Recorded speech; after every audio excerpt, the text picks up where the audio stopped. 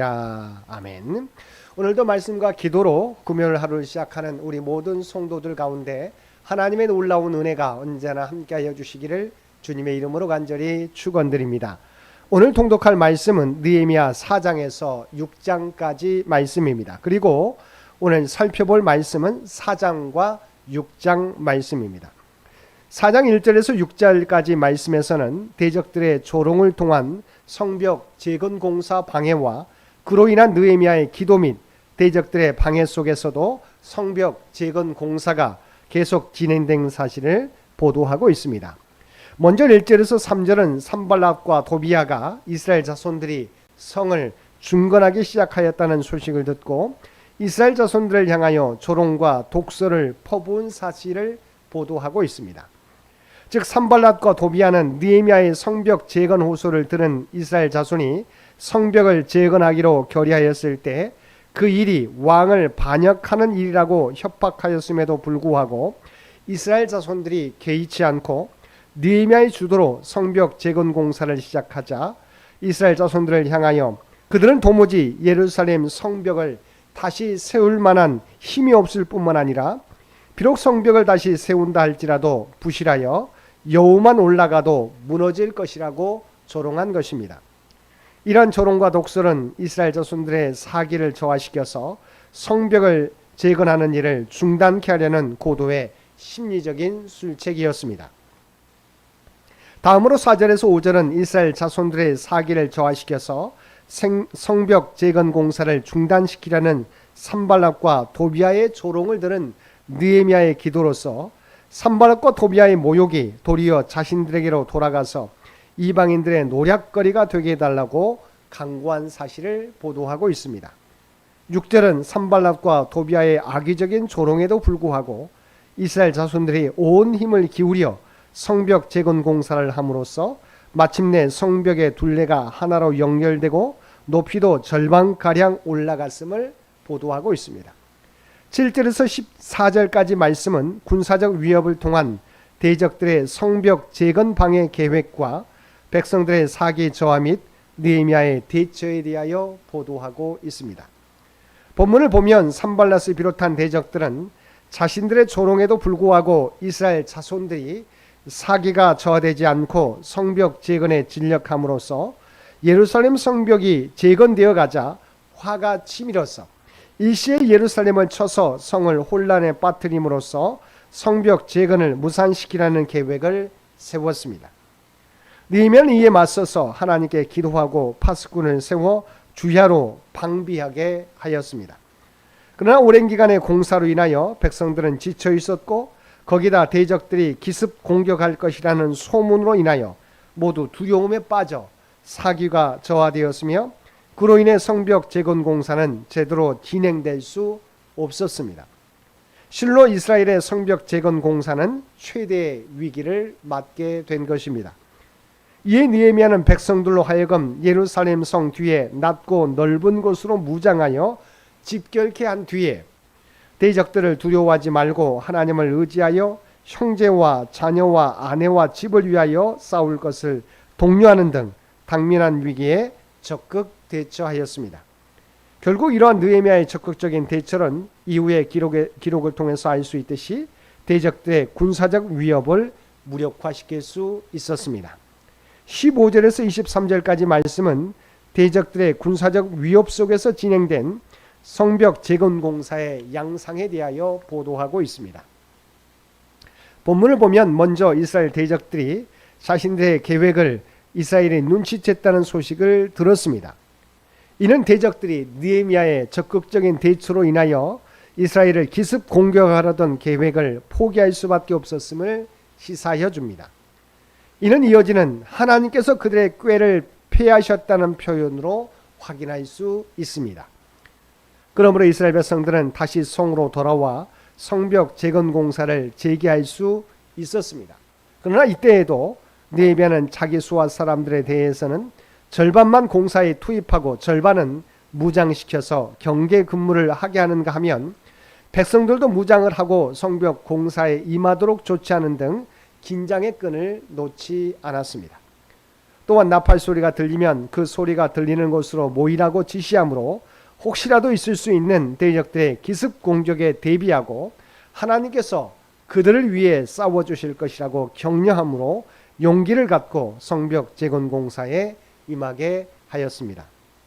그리고 이스라엘 자손들은 이러한 느헤미야의 지시를 잘 준수하였습니다. 6장의 말씀입니다. 6장 1절에서 14절까지 말씀은 느헤미야를 제거하기 위한 이방 대적들의 계교를 보도하고 있습니다.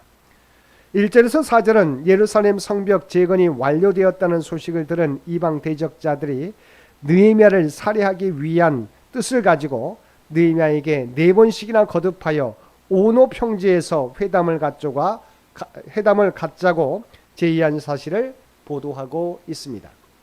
다음으로 5절과 7절은 산발랏이 자신의 거듭된 회담 제의에도 불구하고 느헤미야가 응하지 않자 느헤미야가 반역하기 위하여 성을 쌓는다는 소문이 있는 바 곧 소문이 왕에게까지 들릴 것이라는 말로 협박하며 자신과의 회담에 응할 것을 요구하는 편지를 보낸 사실을 보도하고 있습니다. 다음으로 8절에서는 산발랏의 편지를 받은 느헤미야가 사람을 보내어 산발랏의 주장은 근거 없는 일로서 그가 지어낸 것에 불과하다고 논박하였습니다. 9절에서는 느헤미야가 산발랏의 행위는 이스라엘 성벽을 재건하지 못하게 하기 위한 계략에서 비롯된 이름을 지적하고 하나님께 자신을 강하게 하시기를 간구하였습니다. 10절에서 14절은 느헤미야를 음해하기 위한 산발랏의 사주를 받은 스마야의 거짓 예언 사건을 보도하고 있습니다. 스마야의 거짓 예언이란 스마야가 느헤미야에게 대적들이 그를 죽이러 올 것이므로 성전의 외소에 들어가 문을 잠그고 있자고 한 것을 말합니다. 이는 제사장이 아닌 느헤미야로 하여금 하나님의 전을 범하게 하고 또 목숨을 구하기 위해 비겁하게 도피하게 함으로써 그를 비방하기 위한 빌미를 만들기 위한 것이었습니다. 그러나 느헤미야는 스마야의 예언이 대적들에게서 뇌물을 받고 한 거짓말인 것을 깨닫고 스마야의 제안을 거절하였습니다. 그리고 그는 하나님께 자신을 두렵게 하고자 한 자들의 행위를 기억해 달라고 간구하였습니다. 15절과 16절은 성벽 재건 공사가 공사 개시 52일 만에 완료된 사실과 성벽 재건 완료 소식을 들은 모든 대적들과 이방 족속들이 이 일을 하나님이 이루신 것으로 깨닫고 두려워하며 낙담한 사실을 보도하고 있습니다. 다음으로 17절과 19절 말씀은 성벽 재건 공사 중에 있었던 유다 귀족들과 대적 도비야 간의 내통 회고에 대하여 보도하고 있습니다. 예루살렘 성벽 재건 공사는 공사 개시 52일 만에 완료되었습니다. 대적들의 갖은 방해 공작에도 불구하고 성벽 재건 공사가 52일 만에 완료되었다는 것은 가히 놀라운 일이 아닐 수 없습니다. 이는 분명 하나님의 은혜가 없이는 불가능한 일이었습니다. 그러므로 이스라엘 대적들과 주변의 이방 족속들은 그 일을 하나님이 이루신 것으로 알고 두려워하며 낙담하기에 이른 것입니다. 한편 성벽 재건 공사 중에는 많은 어려움이 따랐는데 그처럼 많은 어려움이 따른 원인 가운데 하나는 유다의 귀족들 중 일부가 대적과 내통을 한 것이었습니다. 즉 유다의 귀족들 가운데 일부가 이스라엘의 대적 중 하나로서 이방인 또는 혼혈인이었을 도비야 가문과 혼인 관계를 맺고 도비야와 결탁해서 느헤미야의 말과 동태를 일일이 그에게 알려줌으로써 느헤미야에게 여러 통의 협박 편지를 보내도록 하였던 것입니다. 저자가 이 사실을 여기에 기록한 것은 성벽 재건 공사는 많은 내외적인 어려움에도 불구하고 하나님의 은혜로 단기간에 완료되었음을 강조함과 동시에 선민 공동체의 재건이 하나님의 뜻으로서 그 누구도 막을 수 없는 것임을 강조하기 위함이었습니다. 사랑하는 성도 여러분, 이처럼 무너진 예루살렘 성벽 재건 공사는 느헤미야의 지도 아래 52일 만에 완벽하게 마무리가 되었습니다. 이러한 놀라운 역사를 이룰 수 있었던 것은 느헤미야와 이스라엘 자손들이 대적들의 집요한 방해 가운데서도 하나님을 믿고 의뢰하며 예루살렘 성 재건 역사를 계속 진행하였기에 이룰 수 있었던 것입니다. 오늘도 어떠한 역경과 고난이 우리 앞에 놓여 있을지라도 느헤미야와 이스라엘 백성들과 같이 하나님을 믿고 의리하며 우리에게 주어진 사역을 멈추지 않고 감당해 감으로 오늘날 우리에게 맡겨주신 하나님의 놀라운 구원의 역사를 하나하나 이루어갈 수 있는 저와 여러분 모두가 되시기를 주님의 이름으로 간절히 축원드립니다. 함께 기도드리겠습니다. 사랑하는 충만하신 아버지 하나님, 무너진 예루살렘 성벽이 단 52일 만에 재개된 것은 모두 하나님의 은혜인 줄 믿습니다.